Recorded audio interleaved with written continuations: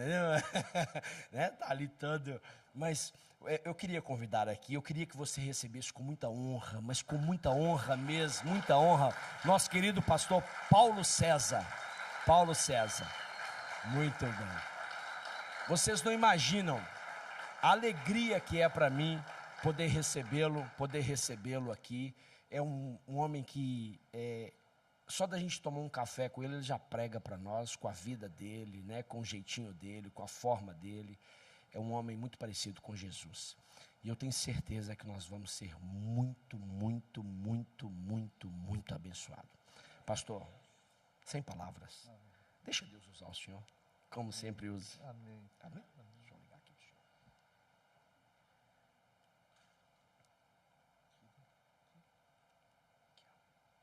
Isso, já está. Obrigado. Me chamou de velho assim.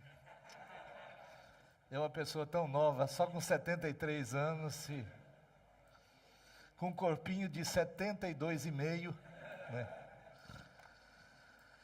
Mas que prazer para mim, que privilégio poder estar aqui com os irmãos nesta noite. Já tenho ouvido falar de vocês. Que bênção, viu, pastor João? Que maravilha. Ver estes homens todos aqui enganjados na obra de Deus, aqui neste país tão maravilhoso, o país das nossas origens, não é? Eu estava contando para o pastor João hoje que meu bisavô é aqui da Ilha da Madeira, não é? Ele foi para o Brasil com 15 anos, ele nasceu 100 anos antes de mim, não é? Ele nasceu em 1851, exatamente 100 anos antes de mim, não é? E eu conheci, ele morreu quando eu tinha 4 anos, mas eu me lembro muito bem dele. E ele foi para o Brasil quando tinha 15 anos. E foi escondido dentro do navio. E chegou lá, antes do navio atracar no porto, ele se atirou na água e chegou, e foi o resto a nado, né? Foi o primeiro da minha família a se converter a Jesus. Depois meus avós se converteram através dele, meus pais, minha mãe, não é? Meu pai também era de família que conhecia o Senhor já, não é? Eu sou a quarta geração de discípulos de Jesus na família. Louvado seja o nome do Senhor por isso. E por isso que o pessoal fica me chamando assim na cara dura de velho, né?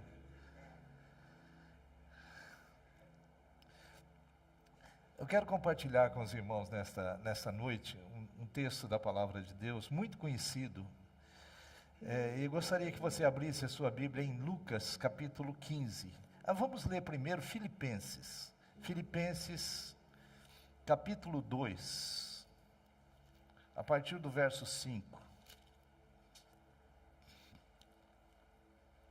Diz assim: todos acharam? Tende em vós o mesmo sentimento que houve também em Cristo Jesus, pois ele, subsistindo em forma de Deus, não julgou como usurpação o ser igual a Deus. Antes, a si mesmo se esvaziou, assumindo a forma de servo, tornando-se em semelhança de homens, e reconhecido em figura humana, a si mesmo se humilhou, tornando-se obediente até a morte e morte de cruz. E o outro texto é Lucas capítulo 15, a partir do verso 11. Uma das 3 parábolas que Jesus conta aqui no capítulo 15 de Lucas. Diz assim: continuou: certo homem tinha 2 filhos. O mais moço deles disse ao pai: pai, dá-me a parte dos bens que me cabe, e lhes repartiu os haveres. Passados não muitos dias, o filho mais moço, ajuntando tudo o que era seu, partiu para uma terra distante, e lá dissipou todos os seus bens, vivendo dissolutamente. Depois de ter consumido tudo, sobreveio àquele país uma grande fome. E ele começou a passar necessidade. Então ele foi e se agregou a um dos cidadãos daquela terra. E este o mandou para o seu campo a guardar porcos. Ali desejava ele fartar-se das alfarrobas que os porcos comiam, mas ninguém lhe dava nada. Então, caindo em si, disse: quantos trabalhadores de meu pai têm pão com fartura, e eu aqui morro de fome. Levantar-me-ei, e irei ter com meu pai, e lhe direi: Pai, pequei contra o céu e diante de ti. Já não sou digno de ser chamado teu filho. Trata-me como um dos teus trabalhadores. E levantando-se foi para o seu pai. Vinha ele ainda longe, quando seu pai o avistou, e compadecido dele, correndo, o abraçou e beijou. E o filho lhe disse: Pai, pequei contra o céu e diante de ti. Já não sou digno de ser chamado teu filho. O pai, porém, disse aos seus servos: trazei depressa a melhor roupa, vestiu, ponde-lhe um anel no dedo e sandálias nos pés. Trazei também e matai o novilho cevado. Comamos e regozijemo-nos, porque este meu filho estava morto e reviveu, estava perdido e foi achado. E começaram a alegrar-se. Ora, o filho mais velho estivera no campo, e quando voltava, ao aproximar-se da casa, ouviu a música e as danças. Chamou um dos criados, perguntou-lhe o que era aquilo. E ele informou: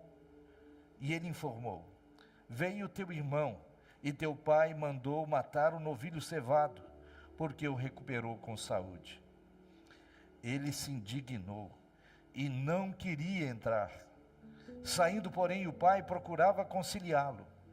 Mas ele respondeu a seu pai: há tantos anos que te sirvo, sem jamais transgredir uma ordem tua, e nunca me deste um cabrito sequer para alegrar-me com os meus amigos. Vindo, porém, este teu filho, que desperdiçou os teus bens com meretrizes, tu mandaste matar para ele o novilho cevado. Então lhe respondeu o pai: meu filho, tu sempre estás comigo, tudo que é meu é teu. Entretanto, era preciso que nos regozijássemos e nos alegrássemos, porque esse teu irmão estava morto e reviveu, estava perdido e foi achado. Amém.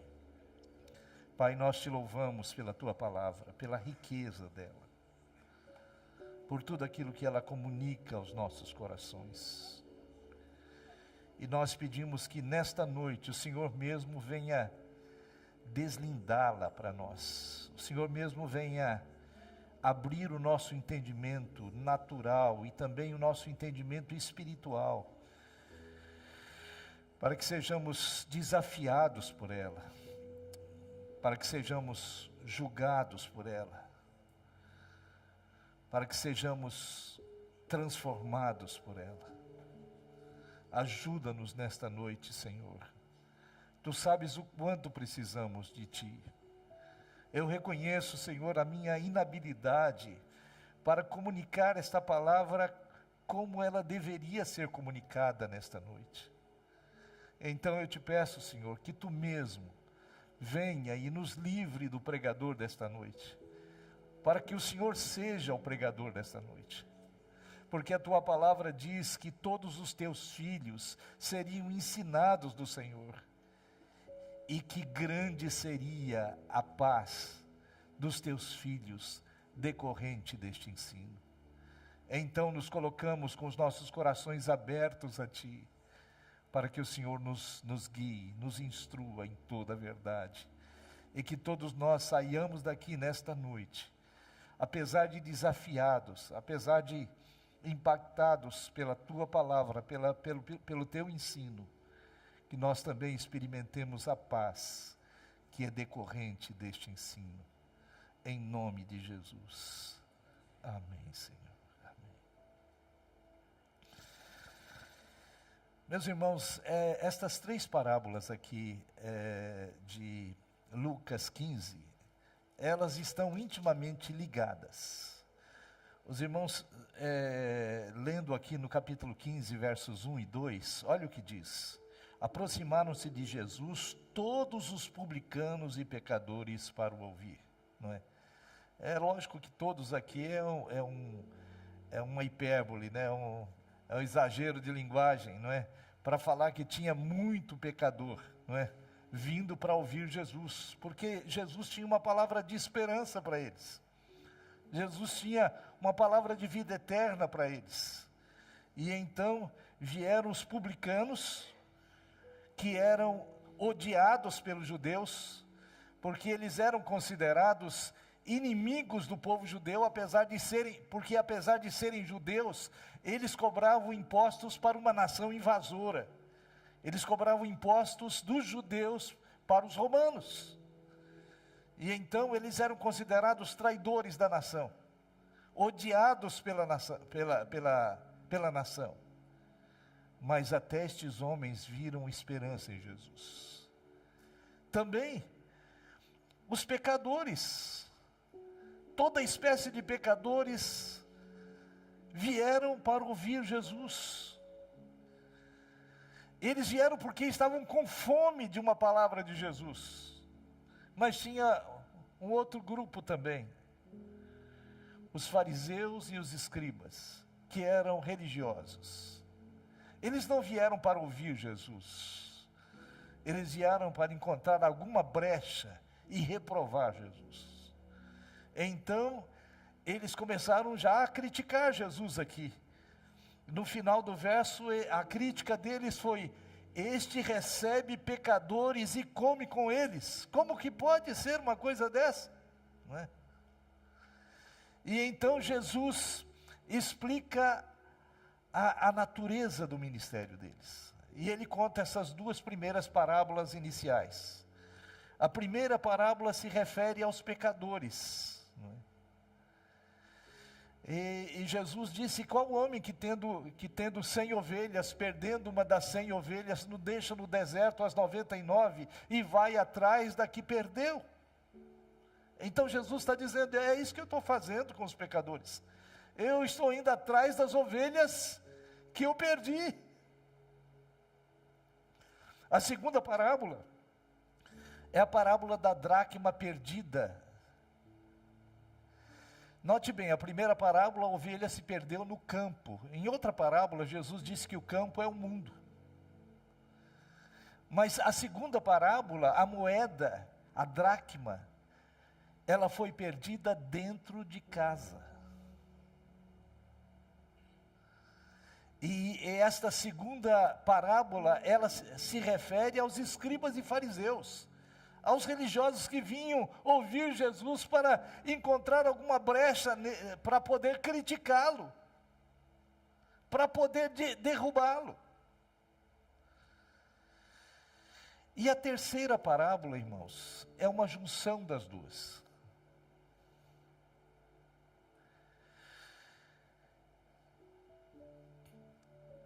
E ela se refere tanto aos pecadores, como também às ovelhas perdidas do campo, como também a dracma perdida dentro de casa. Uma dracma era o valor aqui, equivalente naquela época a um dia de trabalho, né? Então era uma graninha razoável.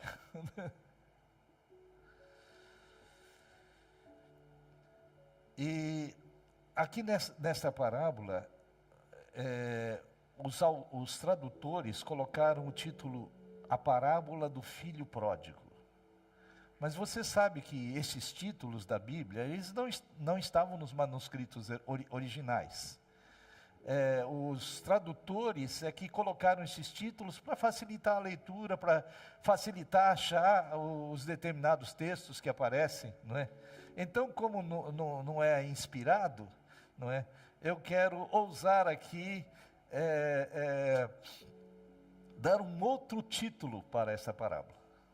Ao invés de ser a parábola do filho pródigo, eu quero sugerir que seja a parábola dos 2 filhos pródigos. Por que os 2 filhos pródigos? Olha aqui no verso 12. O mais moço deles disse ao pai: Pai, dá-me a parte dos bens que me cabe. E ele lhes repartiu os haveres. Dá-me a parte dos bens que me cabe. O livro de Provérbios disse que pedir a herança antes que o pai morra é desonrar o pai, não é? E é isso exatamente o que o filho mais novo está fazendo. Ele pede a herança enquanto o pai está vivo ainda. Ele está mostrando que era uma pessoa inconsequente, não é? E então, ele pediu, e o texto diz que o pai lhes repartiu os haveres, ou seja, os 2 receberam a herança, tanto o filho mais novo, quanto o filho mais velho. Mas com um detalhe, o filho mais velho, segundo o costume, ele tinha direito à porção dobrada da herança. Um exemplo bem claro disso, vocês se lembram que discípulo, no Velho Testamento, o discípulo dos profetas, a palavra que é usada para discípulo lá não é a palavra oficial para discípulo no hebraico. A palavra que é usada para discípulo é a palavra ben, que quer dizer filho. Na verdade, os discípulos dos profetas era um filho espiritual dos profetas, né? E então você se lembra que Elias tomou a sua capa, segundo a ordem que o Senhor lhe dera, e jogou a sua capa sobre Eliseu. Isso era um sinal de que Elias queria adotar Eliseu como filho, como discípulo, não é? As nossas versões geralmente traduzem como discípulo mesmo, mas a palavra lá é ben, que significa filho. E então Eliseu passou a se sentir como o primogênito espiritual de Elias. Quando Elias foi tomado aos céus, mais tarde, antes que Elias fosse arrebatado, não é? Elias perguntou a Eliseu: que queres que eu te faça? E então Eliseu reivindicou a herança de um primogênito. Ele disse: eu quero porção dobrada do Espírito que está sobre ti. Ou seja, eu quero a herança do primogênito. Eu quero porção dobrada. E era isso aqui, foi isso que aconteceu com o filho mais velho aqui desta parábola. Ele recebeu porção dobrada da herança. O filho mais novo, então daí surge uma pergunta: o que é que fez com que estes 2 se tornassem filhos pródigos?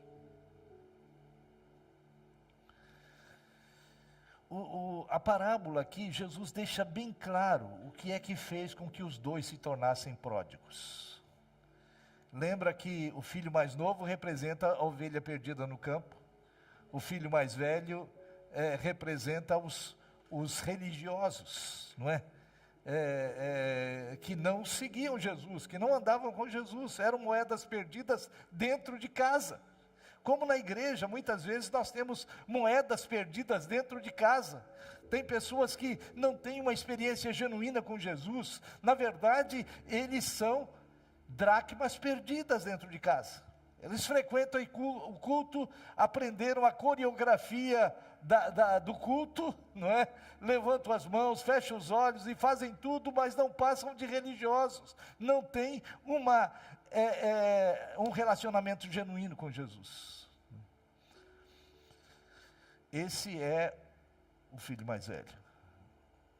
E então, como responder a essa pergunta? O que é que os tornou pródigos?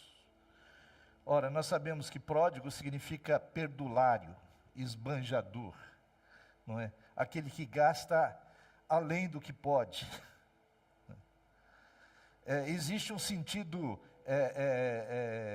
positivo da palavra pródigo, que é quando alguém é generoso, não é? Então é alguém que abençoa os outros. Este é a palavra pródigo no sentido positivo, mas tem a palavra pródigo no sentido negativo, que é o do perdulário, do esbanjador, não é? Daquele que gasta o que não tem, não é? Ele quer aparentar uma coisa que ele não é de verdade.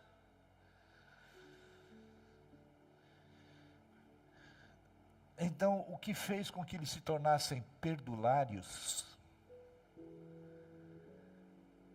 é a visão que eles tinham do relacionamento com o Pai. Quando nós temos uma visão equivocada do nosso relacionamento com Deus, isto pode nos tornar pródigos. Ou nós podemos ser ovelhas perdidas lá no mundo, ou moedas perdidas dentro de casa.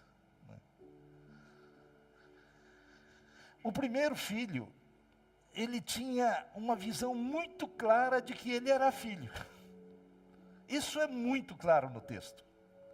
Porque várias vezes ele deixa isso explícito.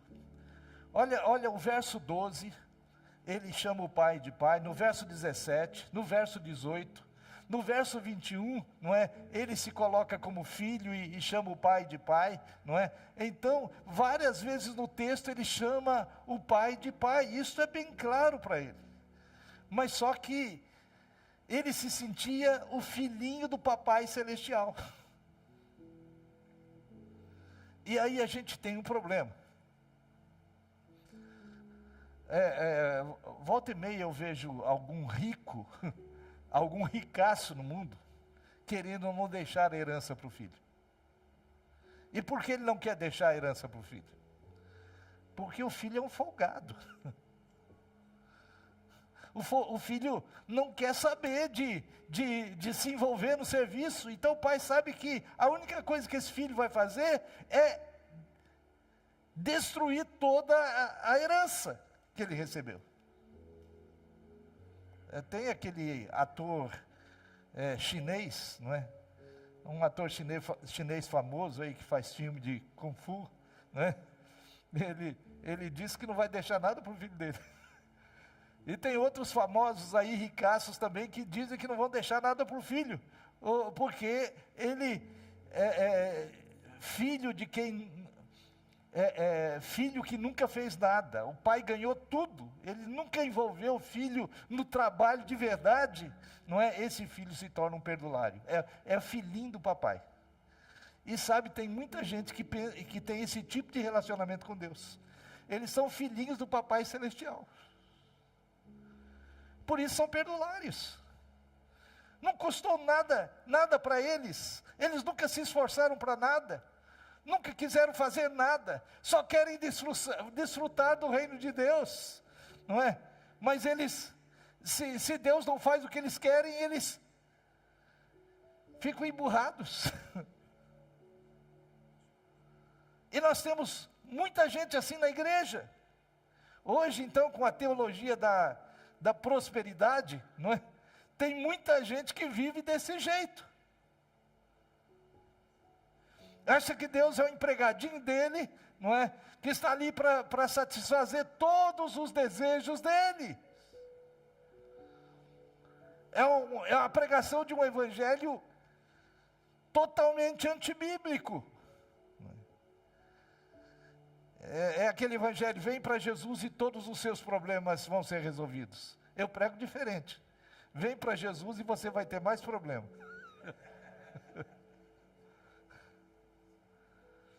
Porque, irmãos, quando você vem para Jesus, você é chamado para viver num mundo que é anti-Deus. O evangelho é uma contracultura. Então não tem jeito de você vir para Jesus e você ficar confortável, porque não vai ficar. Porque nós não somos filhinhos do Papai Celestial. Nós somos filhos de Deus, essa é uma verdade. é uma verdade que nós temos que encarnar na nossa vida. Nós somos filhos de Deus. Mas, irmãos, o outro filho, que representa o religioso aqui, não é? Ele tem também uma visão equivocada do relacionamento dele com o pai. Olha o verso 29. Mas antes do verso 29, só lembrando aqui para os irmãos, quando o filho mais velho chegou do campo, não é? Porque ele estava lá trabalhando, no campo do pai, não é? E ele chega do campo e ele ouve música, há danças na casa, não é? Então ele chama um dos criados e pergunta: o que está acontecendo aí? Daí um dos criados diz para ele: olha, aquele seu irmão, ele voltou. E o seu pai mandou que nós matássemos o novilho cevado. Sabe aquele novilho que estava sendo engordado para uma ocasião especial? Então ele foi morto hoje, porque seu pai está muito feliz. Quando ele ouviu isso, ele ficou chateado. E ele ficou para os cantos, resmungando. O pai, sabendo que o filho havia chegado e que não fora lá para participar da festa, então ele vai em busca do filho. E olha o que ele disse para o pai, verso 29. Mas ele respondeu a seu pai: há tantos anos que te sirvo, sem jamais transgredir uma ordem tua, e nunca me deste um cabrito sequer para alegrar-me com os meus amigos.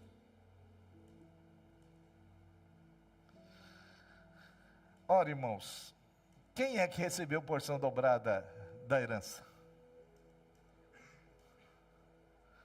Foi o filho mais velho. Então que história é essa de cabrito? Se ele recebeu porção dobrada, quem é que gastou mais? Se ele não tinha nem um cabrito.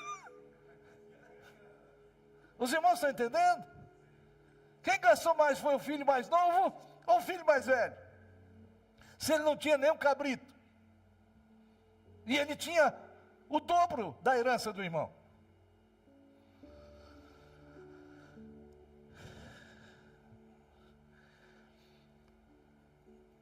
Olha a palavra que ele usa aqui, no verso 29, diz assim: há tantos anos que te sirvo. A palavra para escravo, no grego, irmãos, é a palavra doulos. Doulos, então fala de um escravo. Um escravo é alguém que não tem vontade própria. O escravo é alguém que não tem propriedades. Ele não tem nem nome. Ele é chamado pelo nome do seu senhor.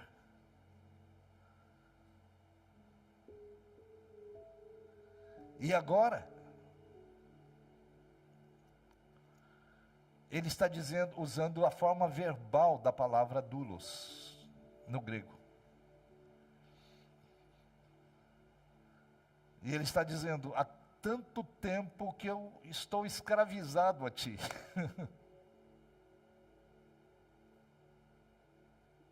E tu não me deste nem um cabrito.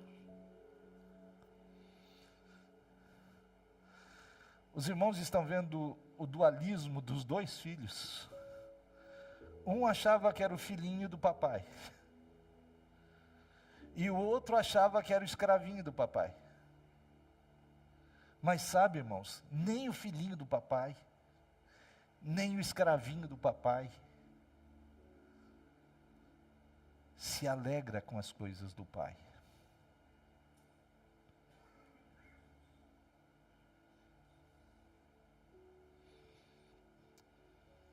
O filhinho acha que não custou nada. Então, vou meter o pau em tudo. Não valoriza. O escravinho acha que tudo que ele tem é por causa do árduo trabalho dele.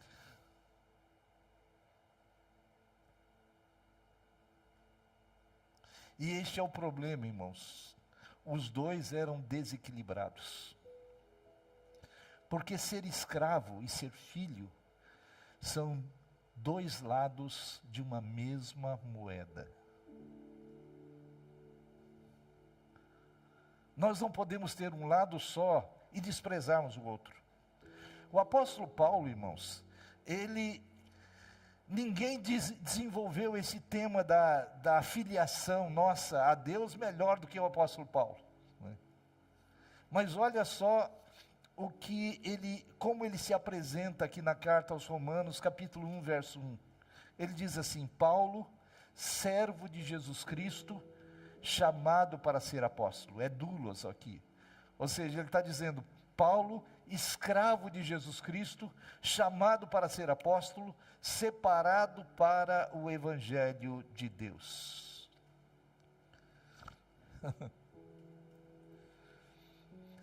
Paulo tinha certeza que ele era filho de Deus, mas também ele tinha certeza que era escravo de Deus. Porque, irmãos, quando se trata do nosso relacionamento direto com Deus, nós somos filhos dele. Mas quando se trata da obra dele, do serviço que fazemos para ele, nós somos escravos dele. Amém. E se nós não enxergamos os dois lados da moeda, nós vamos estar em desequilíbrio e vamos nos tornar pródigos. Vamos nos tornar esbanjadores.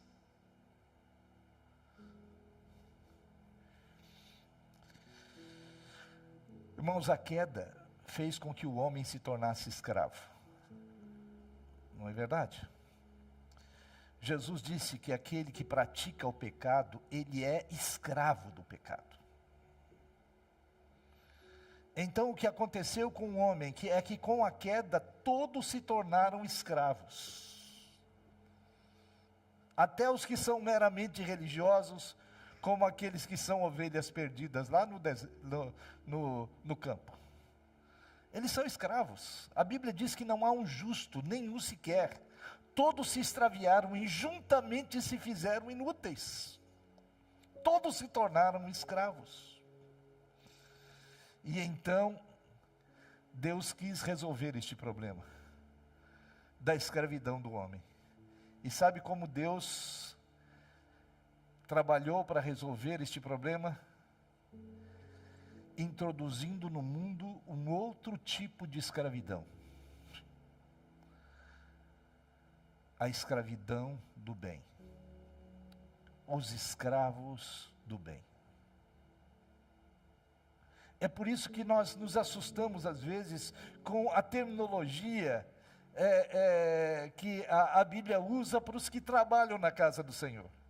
Olha só algumas coisas interessantes aqui. Aqui, um dos que trabalham na casa do Senhor são chamados na Bíblia de diáconos, né? E sabe o que quer dizer diácono? Diácono quer dizer servo, né? É um servo, diácono é um servo. Aqui em 1 Coríntios capítulo 4, o apóstolo Paulo diz assim, olha, verso 1, assim pois importa que os homens nos considerem como ministros de Cristo e dispenseiros dos mistérios de Deus. Essa palavra ministro aqui, que é traduzida por ministro ganhou assim, muita pompa, né, com o passar dos anos. Mas sabe o que significa ministro? Ministro é um servo. A palavra aqui que Paulo usa, que é traduzida por ministro aqui, às vezes diácono é traduzido por ministro também, né? A palavra que Paulo usa aqui, que os homens nos considerem como ministros de Cristo, é a palavra grega riperetes. E essa palavra grega riperetes, ela se refere às pessoas que eram condenadas às galés. Não sei quantos aqui tiveram a oportunidade de assistir aquele filme que ganhou, um dos filmes que ganhou mais prêmios na história, o Ben-Hur, né? Tem até uma edição mais nova do Ben-Hur, alguns anos atrás. Não é? Ben-Hur, naquela história, ele é condenado às galés. Não é? E ele é condenado a se tornar um remador dentro de um barco, de um navio. Não é? E o remador era alguém que trabalhava lá no porão do navio. Ele era um escravo, porque ele havia sido condenado por um crime. Ali nem houve crime realmente, um crime cometido, não é? E então ele trabalhava debaixo do chicote do feitor. E ali, este criminoso, não é? Ele tinha que remar ao som de um tambor que dava o ritmo das remadas, não é?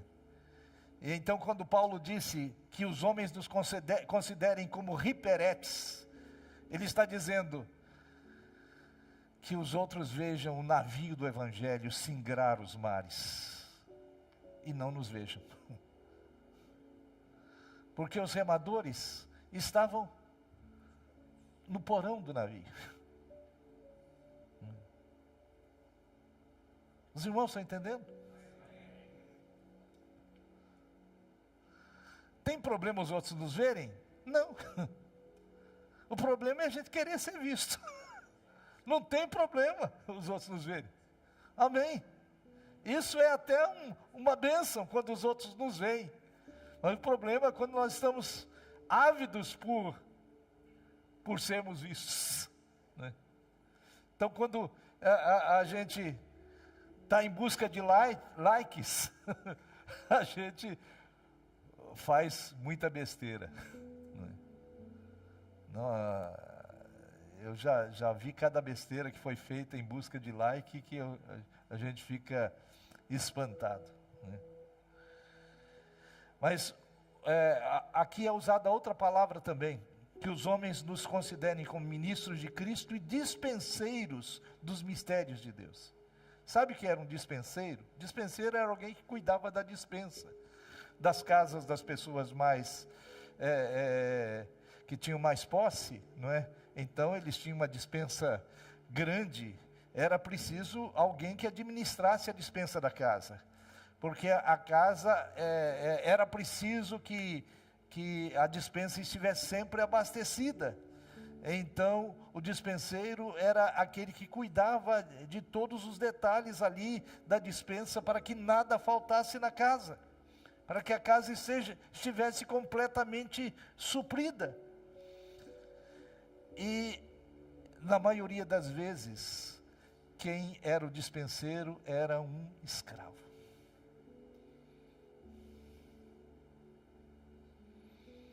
Então, quem é um pastor? O que é um pastor, irmãos? Pastor é um escravo do Senhor Jesus, que vive para servir o corpo de Cristo. Amém?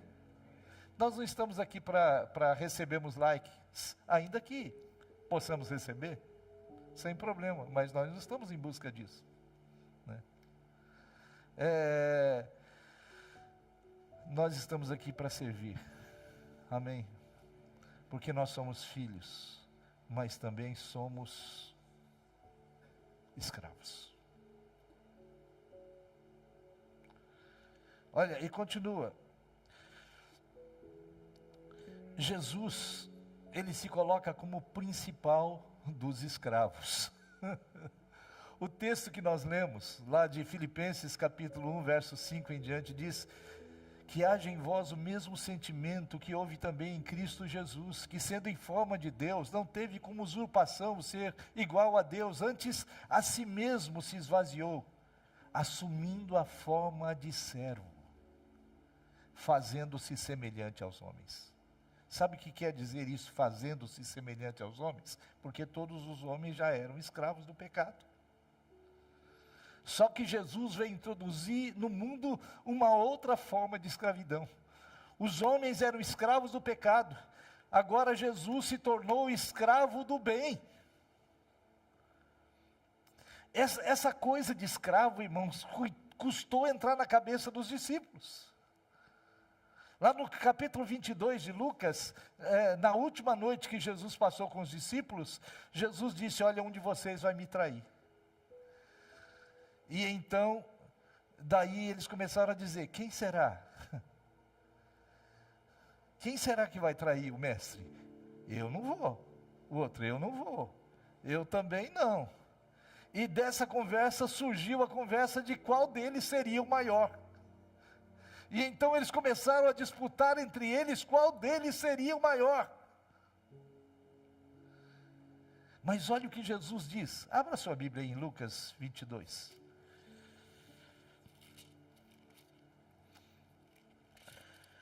Olha só o que Jesus diz aqui.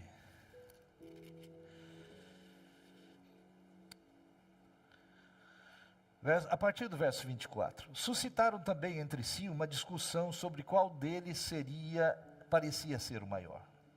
Mas Jesus lhes disse: os reis dos povos dominam sobre eles, e os que exercem autoridade são chamados benfeitores. Ou seja, Jesus está dizendo, os políticos agem dessa maneira. Os políticos dominam sobre as pessoas. E daí as pessoas começam a dizer que eles são benfeitores. Lembra daquela antiga história lá já do Império Romano, não é? Que nós temos que dar para o povo, os políticos diziam, pão e circo. Se a gente der para eles pão e circo, então nós vamos tê-los nas mãos. Nós vamos ser considerados benfeitores. É isso que os políticos fazem até hoje. Não vamos generalizar, porque sempre que a gente generaliza, a gente erra, não é? Existem raríssimas exceções. Mas Jesus continua dizendo: mas vós não sois assim. Pelo contrário, o maior entre vós seja como o menor.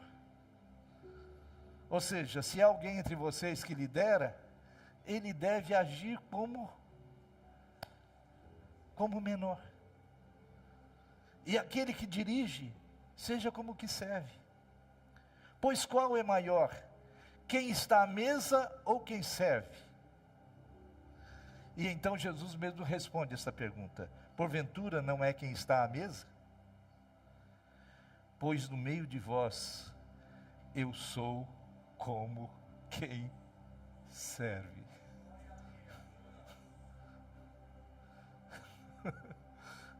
Irmãos, isso é um tapa, assim bem dado no meu orgulho, na minha vaidade, na minha soberba. Eu devo confessar para os irmãos que o pecado que deu mais trabalho na minha vida foi o orgulho. Esse pecado foi difícil lidar com ele, porque ele é sutil. Eu nunca penso que eu já venci o orgulho, porque de volta e meia eu vejo as garrinhas dele, e eu tenho que ir lá e cortar as garras dele. E se a gente não tem o Espírito Santo para nos iluminar, para nos mostrar quando o orgulho está aparecendo, a gente roda.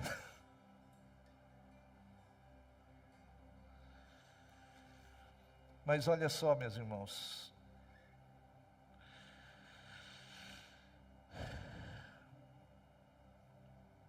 Jesus não parou aqui para mostrar que ele era servo.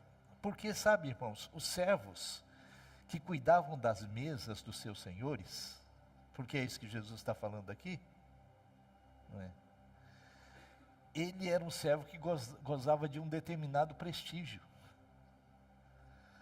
Porque ele teria que ser um servo de extrema confiança dos seus senhores.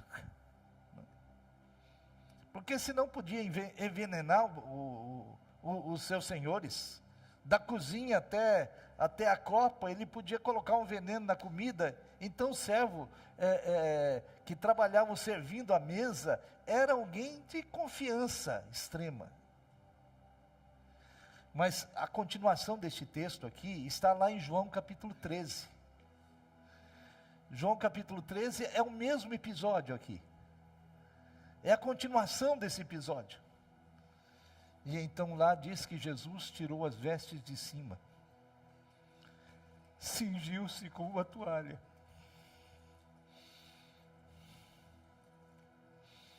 e pegou uma bacia, e começou a lavar os pés dos discípulos. Isso era o serviço do escravo mais ralé da casa, do escravo mais baixo da casa. Mas, irmãos, quando alguém sabe quem ele é, não tem trabalho que o humilhe. Nenhum trabalho vai humilhá-lo.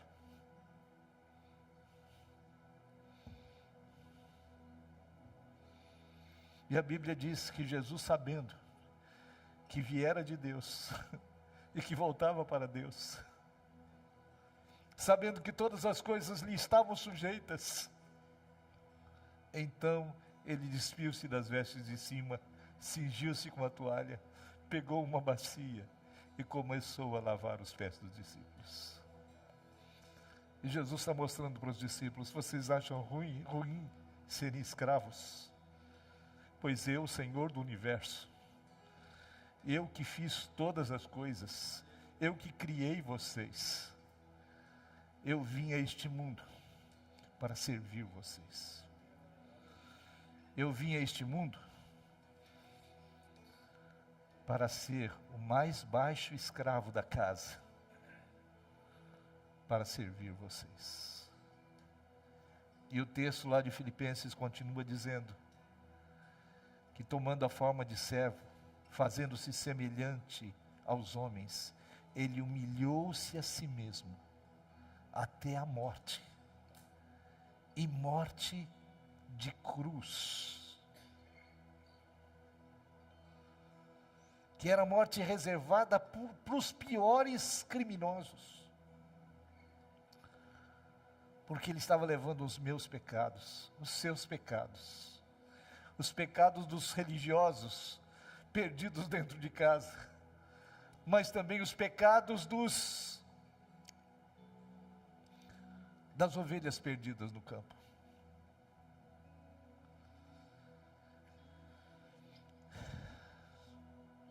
E Isaías 53 diz que ao Senhor agradou moê-lo, fazendo-o enfermar, porque levará ele os pecados de todos sobre si.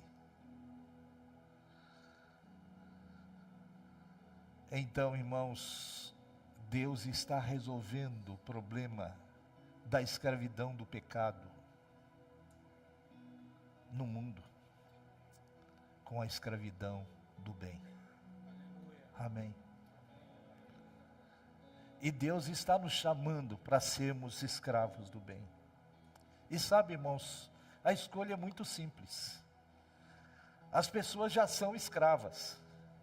Então você pode escolher de quem você vai ser escravo. Você vai ser escravo de Deus ou vai ser escravo do diabo. Só tem essas duas opções. Não tem outra. Você vai ser escravo do pecado ou da santidade. Você vai ser escravo da rotina ou ou da preguiça, não é? Da rotina ou dos seus desejos, do trabalho ou da preguiça. Sabe, ninguém consegue nada na vida sem que seja escravo. Ninguém consegue nada na vida sem que seja escravo. Nada nos negócios, nada na vida espiritual. Quem não é escravo, irmãos, ele dá um bom morador de rua.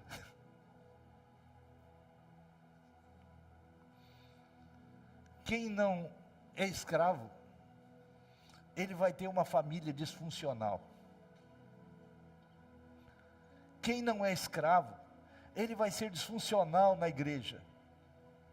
Quem não é escravo, ele vai ser disfuncional nos seus relacionamentos humanos. Não tem jeito de vivermos a vida sem dedicação. E nós temos que escolher ao que vamos nos dedicar. Deus está chamando a cada um de nós para sermos escravos do bem. Nós temos que saber, irmãos, que tudo que nós semearmos, nós vamos colher. Tudo, não tem jeito. Outra coisa que nós temos que saber é que a felicidade não está relacionada à satisfação dos nossos desejos, mas a como encaramos a vida. E é por isso que Jesus disse: quem amar a sua vida, perdê-la. Mas quem der sua vida por amor de mim, achá-la para a vida eterna. Somente a maturidade espiritual nos fará ver a vida da maneira correta. Até alguns anos atrás, a maioria dos divórcios acontecia por iniciativa dos homens, né? Hoje, no Brasil, e acho que é assim em quase todo mundo, 75% dos divórcios, as mulheres é que começam. E sabe por que as mulheres começam? Porque elas querem satisfazer o seu sonho. Elas tinham uma expectativa no casamento que foi frustrada. Sempre que nós entramos num relacionamento esperando que o outro pode dar para a gente, irmãos, a gente vai ser frustrado. Sempre. É aquele que ama a sua vida vai perdê-la. Não tem jeito. Mas aquele que der a sua vida por amor de mim, disse Jesus, achará para a vida eterna. Eu li há pouco tempo atrás sobre o divórcio do Kaká, né? O Kaká, todo mundo conhece, né? Um jogador de futebol brasileiro que ganhou o prêmio de melhor jogador do mundo uma vez, né? Era um homem rico, até bonito,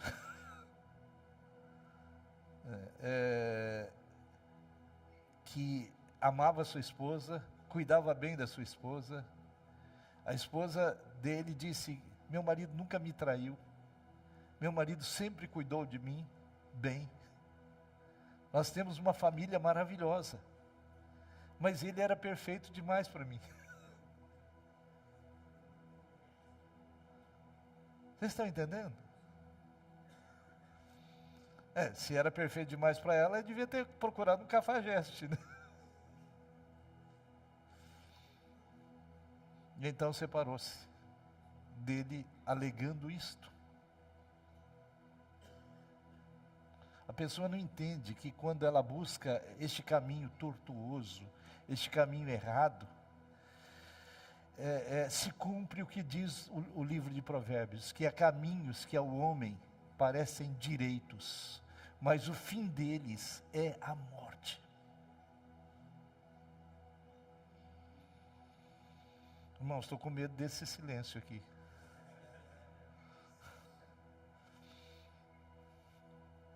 O fim é a morte. Que o Senhor nos ajude, meus irmãos. Que nós aceitemos o chamado de Deus para sermos escravos do bem. Amém. Que a nossa vida possa ser totalmente entregue nas mãos do Senhor. E se você é crente em Jesus mesmo, saiba que você é filho de Deus, mas você não é filhinho do Papai Celestial. Mas saiba que, ao mesmo tempo, você é escravo dele. Ou seja, você tem que ser dirigido por ele. A sua vida tem que ser guiada por ele. Ele é o diapasão da sua vida. É no tom dele que você deve cantar.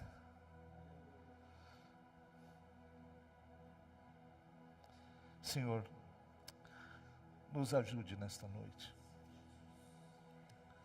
Nós te louvamos porque o Senhor está aqui, porque o Senhor é o nosso Deus, um Deus que nos amou quando éramos ainda inimigos, estranhos às tuas alianças, estranhos às tuas promessas, sem esperança e sem o Senhor no mundo. Mas o Senhor nos amou, e o Senhor enviou Jesus para esta tarefa extraordinária de resgatar o homem para ti mesmo, de modo que ele possa viver aquilo que o Senhor sonhou para ele. Então nos ajude, Senhor, a abraçarmos este chamado do Senhor, para sermos aquilo para que o Senhor nos chamou. Haja em nossas vidas nesta noite, Senhor. Quebranta o nosso coração. Molda o que precisa ser moldado na nossa vida. Ajuda-nos a vivermos plenamente tua vontade, para a glória do teu nome, Pai. Em o nome de Jesus. Amém.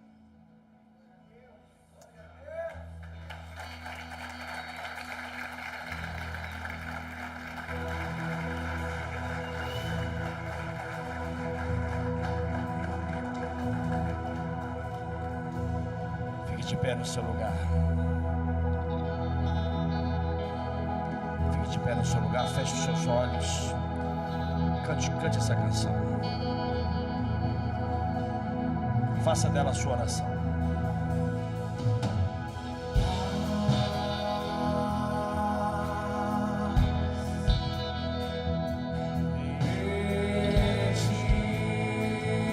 Abra sua boca.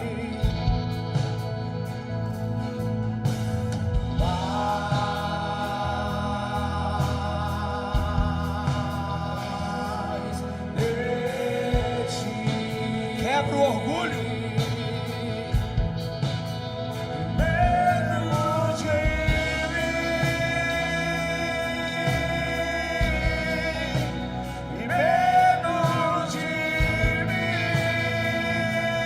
Declare isso. Menos de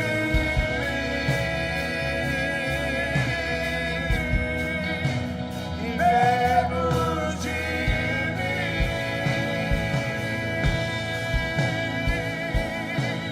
que ele cresça, eu diminua, que ele apareça.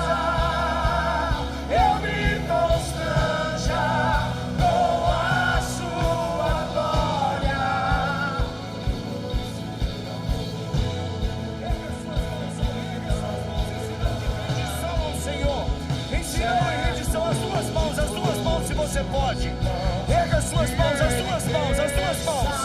Se desarme nessa noite, se desarme nessa noite. Começa a declarar, cante a Ele, cante a Ele. Eu me constranja com a sua glória e todo o seu amor, infinita humildade, servo de todos. Que Ele cresça, eu diminua, que Ele apareça.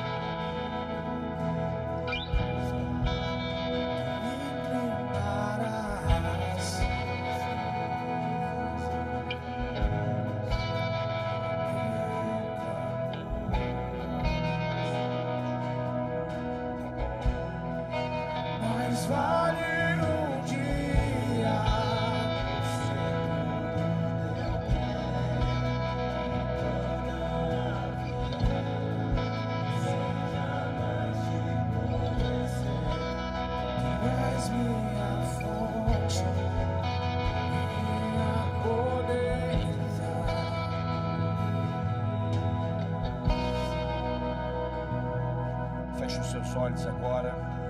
Põe a mão assim no seu coração. Todos com os olhos fechados, mão no coração. Eu não sei como você chegou aqui. Eu sei como eu cheguei. Eu não sei como você vai sair. Eu sei como eu vou sair. Como Deus falou comigo essa noite. E existem tantos esconderijos dentro de nós. E da mesma forma que existem esconderijos dentro de nós, também podem existir altares dentro de nós. Mas nessa noite, em nome de Jesus, nós fomos chamados para servir ao Senhor. Nós fomos chamados para servir a nossa família. Nós fomos chamados para servir a nossa igreja. Nós fomos chamados para servir os nossos filhos. Nós fomos chamados para servir. E nessa noite nós fomos confrontados com tudo aquilo que nos impede de ser aquilo que Deus nos criou para ser. Orgulho, altivez, prepotência, pecado, esconderijos dentro da alma, esconderijos dentro da mente, esconderijos dentro do coração. Mas nós sabemos que quando nós reconhecemos ao Senhor Jesus e colocamos Ele no altar da nossa vida, nenhum outro altar consegue ficar de pé. Nenhum outro altar consegue ficar de pé. Todo orgulho é destronado. Toda altivez, no lugar da altivez, do orgulho, chega a humildade, a simplicidade. No lugar da mentira chega a verdade. E nessa noite, eu não sei como você chegou, eu não sei como você está, mas eu sei que existe uma presença, existe uma graça, existe um favor de Deus aqui, que você não vai sair da mesma forma que você entrou, mas você vai sair cheio. Mas é só se nós nos humilharmos, é só se nós reconhecermos. Aquele filho, há um momento em que ele cai em si, há um momento em que ele reconhece todos os seus erros. Este momento agora é momento de você olhar para dentro de você e falar assim: eu preciso desse Jesus. Eu não quero que você saia daqui sem eu te dar duas oportunidades. E você sabe, o Espírito Santo já te disse durante este culto o que você tem que fazer. Enquanto o pastor Paulo estava ministrando, o Senhor estava falando com você, homem, com vocês. E eu não posso deixar você embora sem dar duas oportunidades para você. Mas aqui é conversa de homem, aqui é papo reto. Ou você decide ou você não decide. Ou você avança ou você rompe. Ou você avança ou você retrocede. Aqui é decisão. A primeira é para você que nunca entregou a sua vida para Jesus. É para você que nunca disse: Jesus, entra na minha vida. Jesus, eu te reconheço como o único Senhor e Salvador. E hoje eu quero, diante de Deus e perante todas essas testemunhas, eu quero declarar o meu amor pelo Senhor. E eu quero reconhecer que o Senhor é o Senhor da minha vida. Basta só você levantar sua mão direita onde você está, que nós vamos orar por você. Só você levantar sua mão direita sem vergonha, sem nada, porque nós estamos num ambiente espiritual.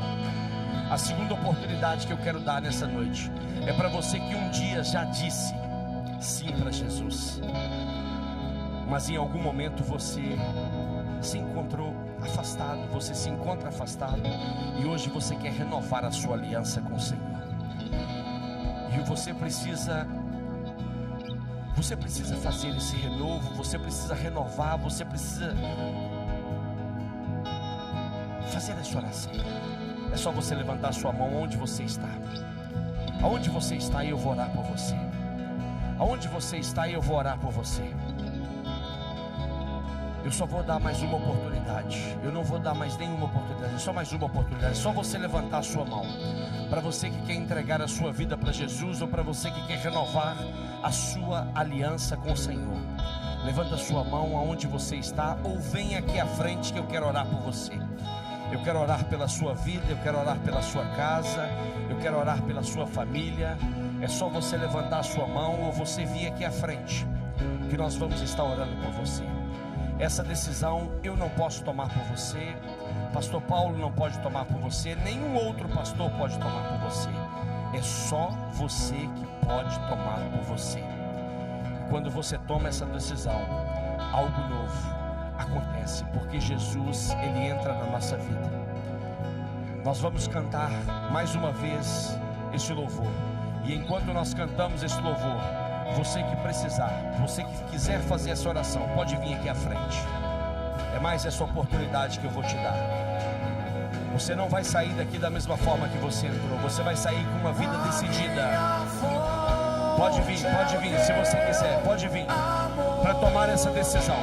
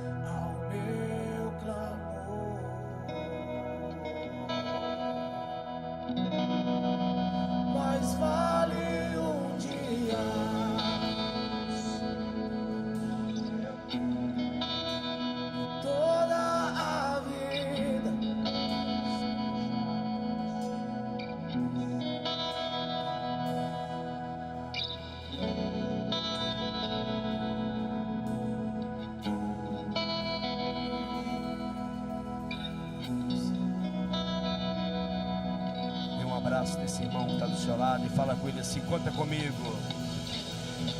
Fala para ele: conta comigo.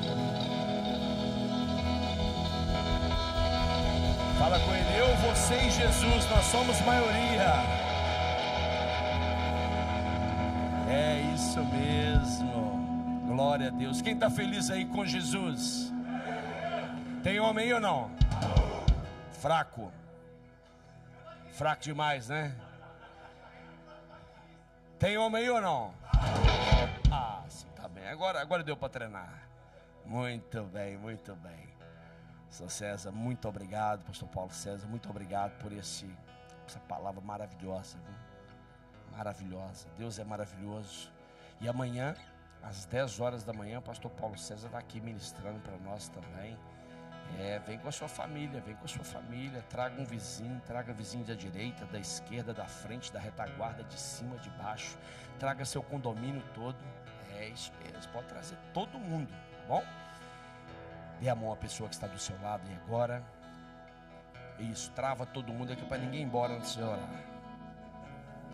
Vou usar essa estratégia agora, o pessoal querendo ir embora antes de orar, vou travar todo mundo aí que tem como ir embora mais. Coisa boa. Senhor, graças nós te damos, meu Deus, por este dia, por este culto, por esta palavra, Pai. Obrigado, Senhor, pela vida de cada homem, pela vida de cada família aqui representada, Pai. Leva-nos, Pai, para casa, para o conforto dos nossos lares. Que tenhamos, Pai, o restante de dia e noite abençoado pelo Senhor. Que nós possamos, Pai, amanhã estar nos cultos, sermos abençoados neste fim de semana. Nós oramos, Pai, e abençoamos o retorno de todos, em nome do Senhor Jesus. Amém, amém e amém. Que Deus abençoe você, que Deus abençoe a sua casa, que Deus abençoe a sua família, em nome do Senhor Jesus. E você que está em casa, mais uma vez, que bênção você que participou aqui conosco, que esteve conosco com palavra abençoada. Convido você amanhã a estar conosco em um dos nossos cultos. Às 8h30 da manhã, às 10 da manhã e às 19 horas. Estaremos aqui celebrando o nome poderoso de Jesus. Que Deus te abençoe e até amanhã. Girl.